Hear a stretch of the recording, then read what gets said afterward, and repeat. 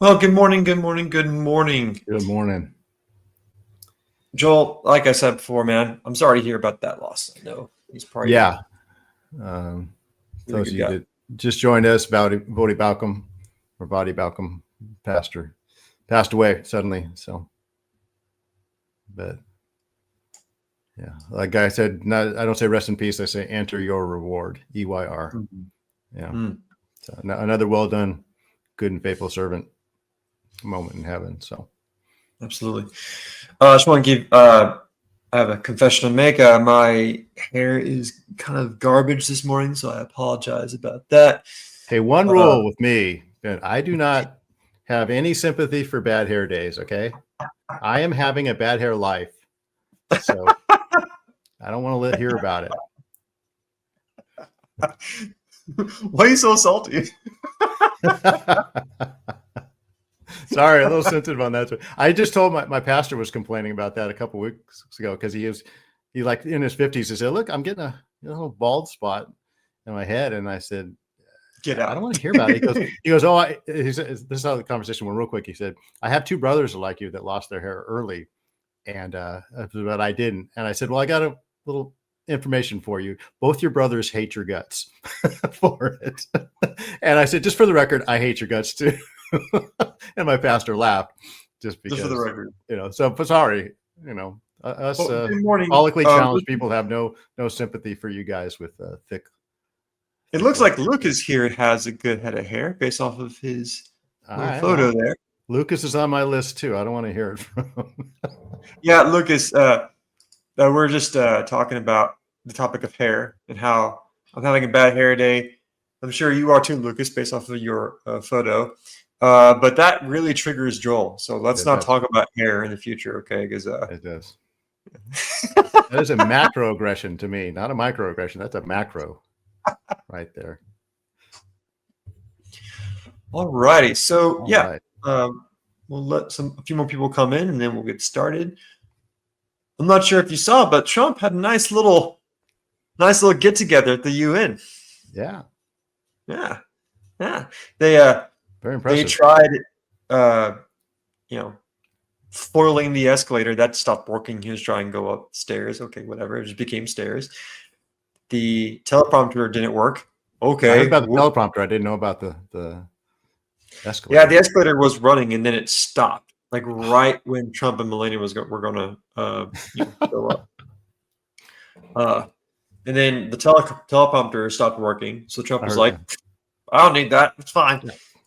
And then I heard there's a rumor going around that some of the translators didn't want to translate what he was saying because it's the UN. But basically, I'm going to show a short clip from his moment in the spotlight and just highlight number one the courage that he has to tell everyone to their faces that they're failing, but then go into the reason why he's telling these European leaders, well, these global leaders, why their countries are failing.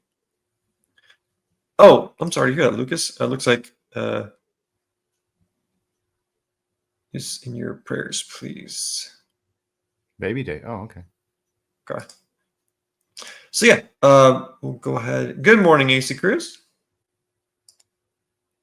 Morning, AC. So yeah, my plan is to get into the reason as to why Trump is calling out these countries in the UN, and then use that reason to build upon a topic that I think we could easily dive deep into for the next few weeks because it's a deep topic. I got some verses lined up, and yeah, we'll go ahead and get started. So let me pull this up here. And again, this is a short clip from Trump's beautiful speech at the UN. Here we go. I'm not mentioning names. I see it, and I can call. Oh, let me increase the volume because that is pretty soft. Hold on. Let's go back some right here. I see it. I'm not mentioning names. I see it, and I can call every single one of them out. You're destroying your countries. They're being destroyed. Europe is in serious trouble. They've been invaded by a force of illegal aliens like nobody's ever seen before. Illegal aliens are pouring into Europe. Nobody's doing anything to change it, to get them out. It's not sustainable. And because they choose to be politically correct, they're doing just absolutely nothing about it. And I have to say, I look at London, where you have a terrible mayor, terrible, terrible mayor. And it's been so changed, so changed. Now they want to go to Sharia law, but you're in a different country. You can't do that. Both the immigration and their suicidal energy ideas will be the death of Western Europe if something is not done immediately. This cannot be sustained. What makes the world so beautiful is that each country is unique. But to stay this way, every sovereign nation must have the right to control their own borders. You have the right to control your borders, as we do now, and to limit the sheer numbers of migrants entering their countries and paid for by the people of that nation that were there and that built that particular nation at the. So I want to back up for a second, because he said something very important that, would absolutely cause people to clutch their pearls or gasp. It's like, oh, how dare you say that? Listen closely. I look at London, where you have a terrible mayor, terrible, terrible mayor. And it's been so changed, so changed. Now they want to go to Sharia law, but you're in a different country. You can't do that. Both the immigration and their suicidal energy ideas will be the death of Western Europe if something is not done immediately. This cannot be sustained. Okay. So there's a lot more to it, but let's break it down here for a second. Okay. What did he just say?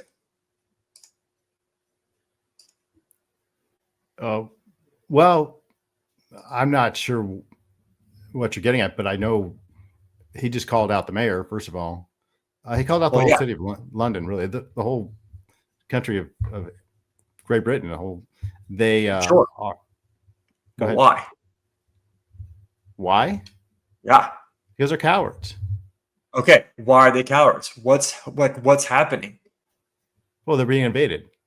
By the Moors and the Saracens. They're the same ones that invaded Europe. You're a history guy. These are the same people that were defeated at the gates of Vienna, right? And turned back. And now, instead of coming on horseback with spears, they're coming on little boats, and all the woke people in Europe are opening the doors wide for them. Whenever I was a teacher, a lot of my questions, my students always thought I always wanted to ask them really hard questions. I'm like, no, the answer is right there. You just have to say it. And that's it. He said it. He said the quiet part out loud. He said this invasion, this rise of this basically a modern version of what the Turks and the Saracens did in the Crusades is happening all over again. Yeah. And we need to do something about it immediately. He said it for the whole world to hear. Yeah, and he's about 15 years. It's about 15 years late for them to hear, but they know it. They're just like he said, and he also used the word suicidal. Right. The fall of Europe will be half the taking over from Muslims and half the just absolute suicidal surrender of Western Europe. And that's the thing, the suicidal surrender of Western Europe. Yeah. And he's calling them out to the faces. There's other parts in the speech where he says, your countries are going to hell. Like, it's happening. Yeah. Just do something about it. Have you been there lately, or to London, actually? So I've been through London. I've not visited London. That was back in 2015. Yeah. I was in Germany in 2015 visiting a friend of mine, but that previous European travels were during my time in the Air Force, and that was a long time ago. Yeah. No, this is we were there in 2018 in London, staying near Hyde Park. And all you saw, it's funny, at 5 o'clock was very interesting because that's when all the Muslim women would be able to go outside, and they would be walking around with their full burqas or their full, whatever they call, whatever the garb is. The name changes every time. But, and pretty much it was at least, I say 30%, 40% of that area was Muslim already. And I imagine it's even more than that now. And so, yeah, I can easily see, back then you could see, I'm sure if I thought about it and thought, you know, in 10 years, they're going to have Sharia law here because, you know, the Muslims are coming in and they're thriving, they're reproducing, they're doing what they do. And the native British are suicide, like I said, suicidal. They're depressed.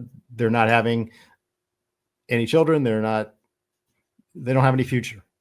The future, that picture I have of London, the future belongs to the Muslims here. So, and the thing is, he even said too, he's like, you have the right to defend your sovereignty. You have the right to defend your borders. And like, he's not saying you can't welcome people from different walks of life, but what he is saying is you need to stop this massive onslaught of one ideology.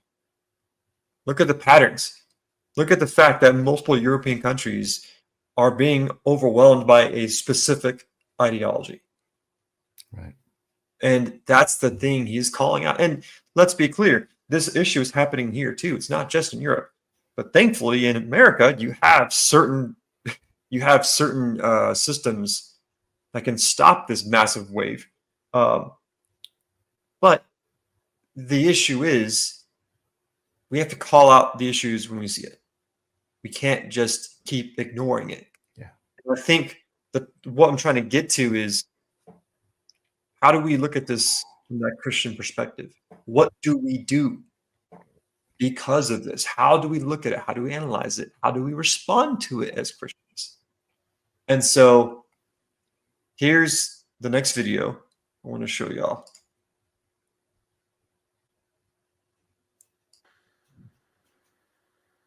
Want to know why Europe crumbles while their ancestors conquered? One word: apostasy. Medieval Europe's strength came from one source: faith. When Godfrey of Bouillon took Jerusalem, his first act was prayer. When Richard the Lionheart faced Saladin, he carried the cross into battle. Those men didn't fight for ethnicity or economics. They fought for Christ. Modern Europe abandoned God and got exactly what Deuteronomy 28 promises apostate nations. The foreigner who lives among you will rise above you higher and higher, while you sink lower and lower. Verse 43. Look at the pattern. France, 65% Christian in 1970, 25% today. The result? Hundreds of churches converted to mosques, entire neighborhoods under Sharia, teachers beheaded for showing cartoons. UK closes 50 churches yearly while opening 423 mosques. London elected a Muslim mayor who calls moderate Muslims Uncle Toms.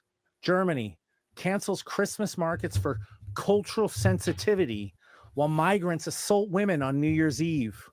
And what's the Christian response? Turn the other cheek, they say. Jesus was a pacifist, they claim.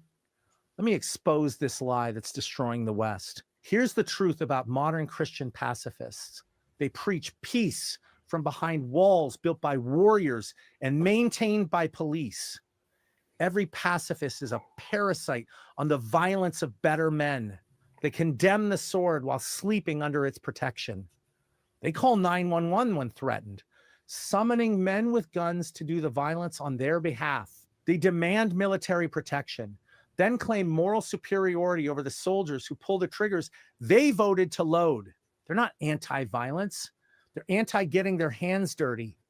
They want the benefits of force without the moral weight of wielding it. That's not righteousness. That's delegated violence dressed up as virtue. Options. No, I know that is a hot take.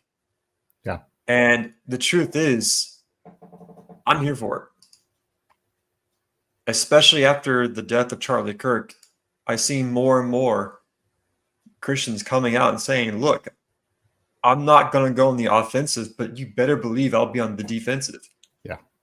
And if I see my community being taken over by radical ideologies, you better believe I'm going to do something about it, whether it's join the school board or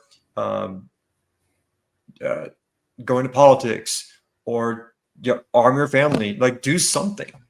Yeah. You can't just say, you cannot just use one part of scripture to justify your complete willingness to be taken over by evil. Yeah. And I once did a podcast on the pacifist versus the peacemaker.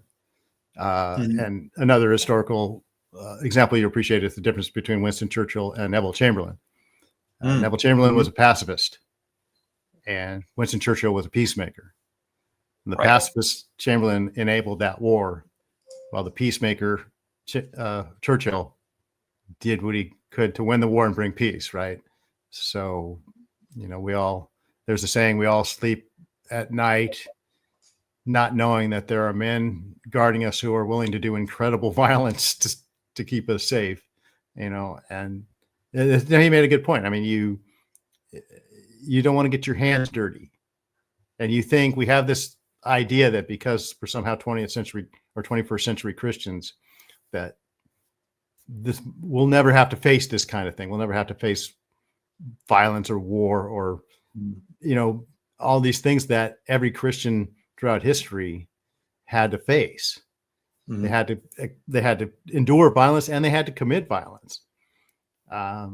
So we somehow think we're above this or we're beyond this, but look what's coming. I mean, this, to answer AC Cruz. Yeah, go ahead. Yeah, to answer AC Cruz, I think that did got stopped. I think Governor Abbott did stop that. I believe. I need to. A Sharia law city in Texas. I didn't hear about that. Yeah, it was definitely controversial. I think it was in the DFW area, but I think Governor Abbott did stop that. I'll need to verify that. Yeah, I hope so. But yeah, it's you're right. The thing is, the reason why I liked that video I just showed is he called him out. He said, "Look, it's very easy to say turn the other cheek when you're protected by men and women who are armed. It's very easy to say turn the other cheek when you have borders that are guarded by men and women who are willing to do that task to defend you." Yeah. And by the way, this is one of my pet peeves. Turn the other cheek does not mean violence. When it talks about when they slap you on the cheek, that's an insult. Mm-hmm. That's the ancient kind of visual for an insult. So when you're insulted, don't insult back. Don't lower, don't get into that. And plus, the one thing the pacifist people with, and believe me, I know and love some, they always say, well, I don't want to do violence to protect myself or defend my rights. And I'm like, well, what about my rights? Will you do it? Ooh, right. It's not just your rights. What about your child? Will you protect your child? Or will you protect, someone else? Will you come to someone else's defense? So you're not willing to commit violence to protect yourself, but you're just going to stand by and watch a woman stabbed on a train or, people, but, a child grooming gang in London or whatever. You're just going to turn your back on that and you're going to say you're virtuous? Sorry, I don't buy it. There's the opening scene in a classic movie called Boondock Saints is where the priest giving the sermon, the opening scene of that movie, he's talking about how there's this innocent girl who was killed in broad daylight and no one did anything about it. They just kept walking. And he was like, we must all fear evil men, but the worst of all, we must all be mindful. The worst thing beyond evil men is people that do nothing in the sight of evil men. Right. I want to bring up this verse here. Got some verses lined up here. I got 2 from Old Testament and 1 from New Testament. And you can see the connection here. Joel, can you see that? Yes, I can. If you could read that for me. This When is I from saw that, Nehemiah 4:14. Nehemiah 4:14. When I saw their fear, I stood and said to the nobles, the officials, and the rest of the people, do not be afraid of them. Remember the Lord, who is great and awesome, and fight for your brothers, your sons, your daughters, your wives, and your houses. Amen. And this is, obviously, this is in the Old Testament. This is regarding the defense of a nation, of a city. And he's telling the children of God, it's like, don't be afraid. Like, fight. Defend yourself. It's okay. The next one here in First Chronicles. Same thing. Can you read that for me, Joel? Sure. Be strong and let's show ourselves courageous for the benefit of our people and the cities of our God. And may the Lord do what is right in his sight. That's First Chronicles 19:13. So, Joel, those two verses, Nehemiah and First Chronicles, to sum up, what is that telling us as Christians? The Lord, we talked a little bit about Romans 13 and how governments are they're instituted to fight evil, basically, and to punish evil. And that has got to come through people. That has got to come through us. He's entrusted us with that, and he's trusted people to keep the government in check. And when government goes wrong, it's up to the people to remind them of their responsibility. And if they don't, to stand ourselves. I mean, and so moving from the Old Testament to the New Testament, here in Philippians 2:3-4, do nothing from selfishness or empty conceit, but with humility consider one another as more important than yourselves. Do not merely look out for your own personal interests, but for the interests of others. Kind of like what you were saying before. Don't you dare think for 1 second it's all about you.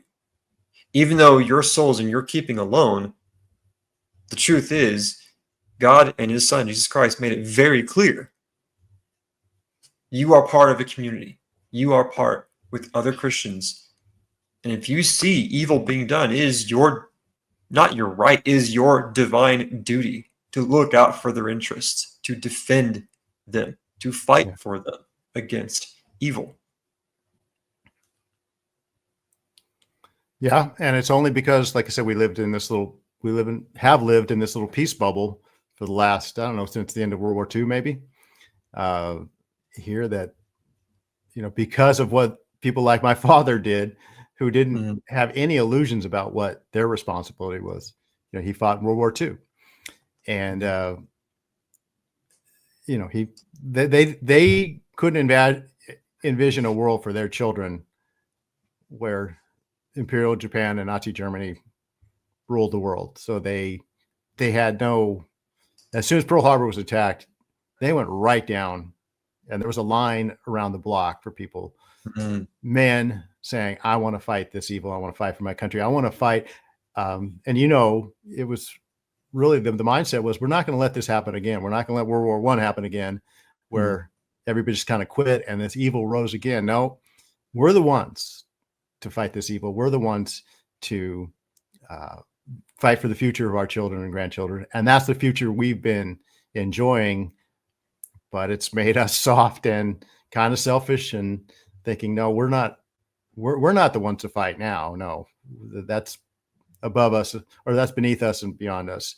We're not going to do that. And so here come the barbarians. They're at the gates. They're inside the gates. So, and to harken back to the title here, it's the globalists are the ones that want everything completely wiped out. And make no mistake, when you get to a point in your life when you could recognize evil for evil and good for good, when that happens in your life, then you are also expected to defend what is good and fight against what is evil. And this kind of leads me into the topic I would like to get into for the next few weeks, if that's cool with you. And that's into the Crusades. It's a topic that is deep. It's fascinating. But let me tell you, I would say in the past few weeks, I've really gotten deep into that topic because after the tragic death of Charlie Kirk on X, on YouTube, on different social media platforms, I've seen a huge uptick in we need another crusade. Like, it's beyond just here in America. It's what you're seeing all across Europe. It's like, okay, it's crusading time. Let's go. Well, yeah, and it is worldwide, and that's. I was just talking last night to some people at church. I was like, "This is something I've never seen in my lifetime. I've never seen anything like the last couple of weeks. It's been, like the stuff we showed on this show with the whole world, right? Rallies throughout the whole world. 100 million people watched that memorial service. It's fascinating. What a time to be alive. And so I think if we look into the topic of the Crusades, we can compare what happened to what's happening now.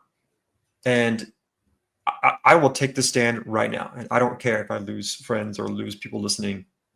I truly believe the Crusades were absolutely justified.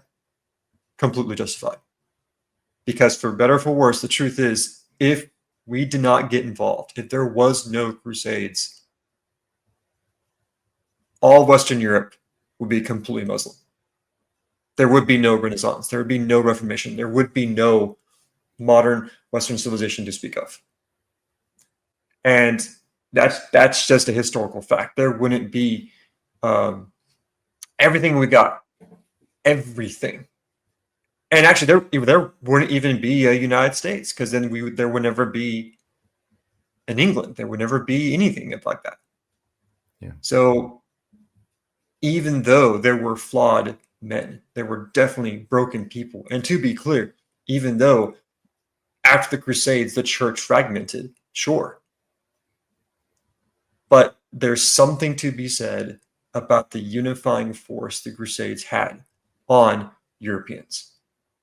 Bottom line, Europeans from all walks of life, nobles, peasants, all sacrificed everything to go down to the far reaches of the world and stop the spread of Islam. That's a hot take, I know, but Yeah.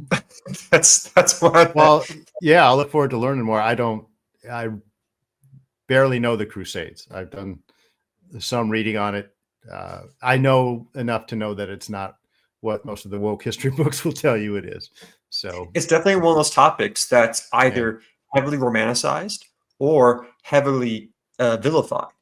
But there's demonized, being accurate truth in the middle. But if you're down for that, sure, I'm down. Sure, awesome. Sounds interesting, yeah.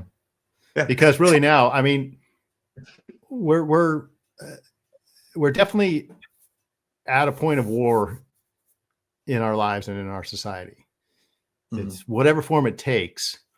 And you just saw maybe I was listening to